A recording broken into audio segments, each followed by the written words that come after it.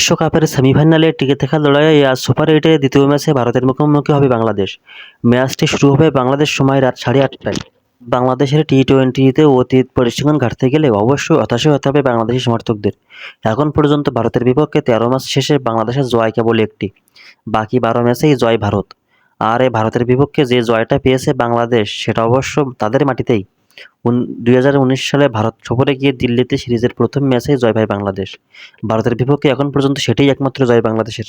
অবশ্য গল্পটা ভিন্নও হতে পারত। বেশ কিছু ম্যাচে জয়ের কাছাকাছি ছিল বাংলাদেশ। 2016 বিশ্বকাপে ভারতকে তো প্রায় হারিয়ে দিয়েছিল বাংলাদেশ।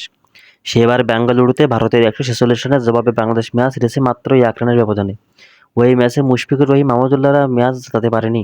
ম্যাচটা জিতলে বিশ্বকাপে ভারতকে হারানোর সুখ সিরিজে থাকতো বাংলাদেশের। শুধু ওই ম্যাচটিই নয়, ভারতের বিপক্ষে এমন বহু ম্যাচে তীরে এসে তরি ডুবিয়েছে বাংলাদেশ। কলম্বোয় নিদাহাস ট্রফিতে শেষবারে ছক্কা হাঁকিয়ে বাংলাদেশের নিশ্চিত জয় সেবার কেড়ে নিয়েছিলেন ভারতের দীনেশ কার্তিক। সবশেষ অস্ট্রেলিয়া বিশ্বকাপেও ভারতের হারানোর লক্ষ্য পেয়ে গিয়েছিল বাংলাদেশ, তবে শেষ পর্যন্ত তাতে বাধা হয়ে দাঁড়িয়েছিল বৃষ্টি।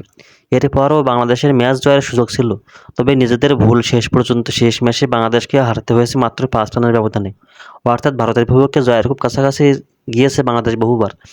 তবে এখানে আরও একটা ব্যাপার পরিষ্কার, ভারতের বিপক্ষে তুমুল প্রতিদ্বন্দ্বিতা করতে জানে বাংলাদেশ। সেই কাজটি আরও একবার করে দেখানোর পালা সাকিব বাহিনীদের।